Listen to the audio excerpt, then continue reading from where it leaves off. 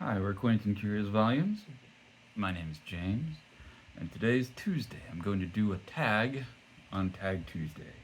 I was tagged by the great Book Chat with Pat, or by Pat from the channel Book Chat with Pat, and this is the Counting the Days tag, which was created by Two Readers It May Concern and Prose and Petticoats, both very good channels. Worth checking out if you are not familiar. So these are 8 prompts about books you have not. I don't think they have to be things you haven't read, but things you are looking forward to reading. So they could be rereads. And let's see, one of these is going to be a reread for me. I've seen a few of these so far, and I've got similar answers to some that I've seen, but maybe in different positions. So these are books that you're looking forward to reading. So I guess you're counting the days until you get to read them, and different reasons that you are looking forward to reading them. So the first is what is a book that excites you because of its cover? So this, not the kind of thing I usually show on this channel, but it is Hiroshige 100 Famous Views of Edo in this beautiful Taschen edition. I, some years ago, had a little spurt of interest in Japanese woodblock prints, and I accumulated a number of books. And this one I've looked through a few times, but haven't quite studied it carefully. But it has this unusual cover that sort of wraps all the way around the pages, the print block, and comes off like this. And then in the front, it attaches with these little loops and pins, which is kind of neat. Anyway, it does make it rather awkward. This is not something you would read on the subway, and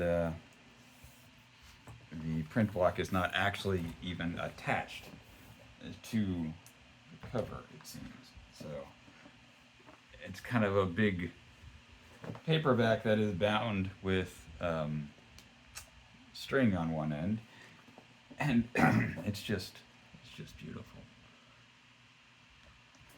If you're not familiar with Japanese woodblock prints, Hiroshige and Hokusai were some of the kind of late masters in the late 19th century. These were two of the most famous artists of the Japanese woodblock print. And let's see, I'll show you a couple of them. So this is a series that he did, 100 Famous Views of Edo. Edo is the old name for the city of Tokyo. And so this was a kind of a common thing that they would do, would be to create a series of prints of, well, there's the famous Hokusai Great Wave, which was, I think it was 100 views of Mount Fuji. So these are all views of Tokyo, and I just love these prints because some of them are just like, there's so much, so many different things to see in them, and also so much space in them. You know, here you kind of, it's almost cartoonish, but you also, you can see like these people engaged in these activities on the river, and then people off, and things going on off in the distance, and these people up on the balcony. And then some of them are so wonderfully kind of atmospheric. You know, some of the nighttime ones are here. There's kind of a, here's one that's like a sort of, perhaps that's a dusk view.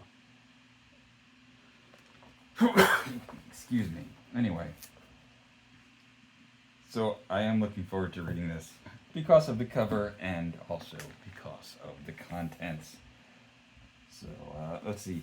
A book, prompt number 2. What is a book that excites you because of its author. So I'm gonna put this down here with you, Louise. I mean, most of the books that are on my TBR are things that I'm excited because of their author. I've read them before, but yeah, I'm going to show you two. One is Member of the Wedding by Carson McCullers. Um, I've read um, The Heart is a Lonely Hunter and Reflections in a Golden Eye, and also a collection of short stories called Ballad of the Sad Cafe, I think is what it's called. And they're all great Southern Gothic stories. Reflections in a Golden Eye, crazy, crazy story set on an army base. Uh, the The Heart is a Lonely Hunter is kind of, I don't know, has multiple plots with different characters in a small southern town. Some of them quite eccentric, some of them, uh, I mean, all of them struggling to varying degrees with social issues and personal issues and handicaps and all kinds of challenges. But just such a fascinating book. And so this is one that I have not read by her, so I'm hoping to read it soon. I think she has another novel called The Clock Without Hands, and maybe there are some other things, but I really like Carson McCullers, so I'm looking forward to reading that. And then if you watch this channel, you'll probably be surprised that I haven't read this yet. I've had it for some time. It is Devil House by John Darnielle. I've read all of his other books, Master of Reality, Wolf and White Van, and Universal Harvester. This is one that came out, I think, 2 years ago. It's reportedly a horror novel, and the cover design is definitely based on sort of late 80s, 1990s commercial horror novels. It's debossed over here, which is neat. So yes, I do hope to read this one soon. And another I don't have a copy because it's not out yet. Another book I'm excited to read because of its author is Ink, The Indelible Mayo Williams by Clifford Murphy. The author is a grad school friend of mine, so I'm looking forward to seeing what he's done. He's a really brilliant guy who's had a great career in sort of public folklore. And Mayo Williams, who he's writing about, is someone not very well known today, but if you're looking at the early history of the recording industry in America, he comes up all over the place. So looking forward to finding out more about that. A book you are excited to read is prompt number 3. Prompt you are excited to read because of its premise. That for me is going to be Dune Messiah by Frank Herbert. I've talked a bunch on this channel about how much I loved reading Dune in the month of June. So this is the immediate sequel. It finishes the storyline of Paul Atreides, Muad'Dib, from the first the Dune book, the one called Dune, so this is the second volume, and there's a sort of a rough trilogy of the first 3 books. So this one is followed by Children of Dune, I think. So I want to find out what happens with Paul. It kind of ends with him possibly in triumph, but what actually happens?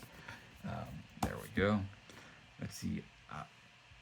Prop number 4. What is a book that excites you because of its style? Well, I'm excited to read Virginia Woolf's Orlando. Virginia Woolf is, of course, one of the great early stylists, and one of the inventors of the stream of consciousness technique, but also technique and style, not the same thing, but she is a great stylist, and I have liked pretty much everything I've read by her. I really want to reread a lot of just about everything I've ever read by her. It's one I haven't read yet. It's one that a lot of people talk about. It has kind of a famous premise, which I won't talk about, But yeah, I'm looking forward to Orlando by Virginia Woolf.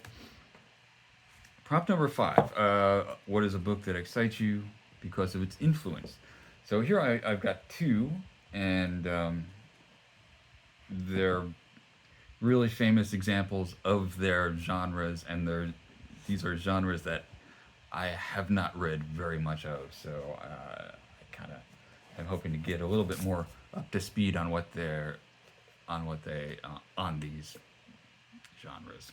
So one is Murder on the Orient Express by Agatha Christie. I've never read an Agatha Christie. I've certainly seen the old movie version of this from the 70s, I think. So I guess I know roughly what happens, but still, this is said to be one of her best. She's, my mother was a big fan of Agatha Christie. And so I'm going to read this one. And so then I will be able to say, oh, yes, Agatha Christie. Yeah. I don't know, man. And I have a second one, which is Fahrenheit 451 by Ray Bradbury. I think this counts as a science fiction novel. It's a sort of dystopian future in which they burn books for sport or something, for entertainment. I don't know. Yeah, it's certainly influential. People refer to Fahrenheit 451 a lot when people are talking about banning books. Never a good idea. So there we go. That's one that would like to finally see what it is indeed actually all about. Prompt number 6. What is a book that excites you because of its emotional weight? So this is one I've shown a couple of times. In my very first video, I talked about planning to read it this year, and it's Maddox Ford's *The Good Soldier*. So this is not really a military story, despite the title, but it is a story about, let's see. Our only window on the strange tangle of events surrounding Ashburnham is provided by his friend, the husband he deceives. Ford's narrator entrusts us with everything he can remember, and these memories weave themselves into one of the most extraordinary tales of passion and betrayal ever told. So, one of my booktube cronies, Libro Paradiso, often talks about this book in his comments and his videos, and it certainly has a reputation for being a very sad and moving novel. So that is one that I'm excited to read this year. Prompt number 7. What is a book that excites you because of its sense of humor? So I'm going to show you two. One is a reread, and that is Pride and Prejudice by Jane Austen. I've read this a couple of times. It's Jane Austen July. I've been thinking maybe I'll read Sense and Sensibility like everyone. Maybe I'll read Persuasion. So far, I think it's my favorite, but maybe I gotta read it again. But then Steve Donahue put his big foot down and said, I'm gonna do a read along with this. And it's so much fun to watch his videos and to read along with that I couldn't resist. So I'm reading Pride and Prejudice with Steve this month. And another is Bill Bryson's At Home. Bill Bryson, very prolific writer, kind of a humorist. Started out doing sort of humorous travelogues. Maybe his best known in America is A Walk in the Woods, about his trip on the Appalachian Trail. He also has, I think, his Notes from a Small Island, which is a travelogue around Great Britain. Both are a lot of fun.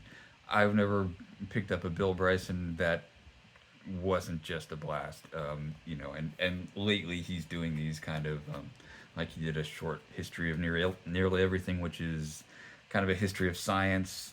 He has one about the body, and this is a history of domestic life and houses and food and things like that. So, this is one that I got this at the dearly departed Piedmont Books and more.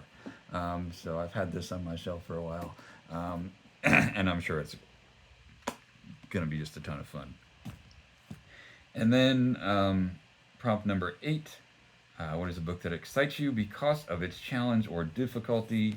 A lot of people are talking about next year reading In Search of Lost Time. I've been reading it this year. This is Time Regained, the last volume of In Search of the Lost Time.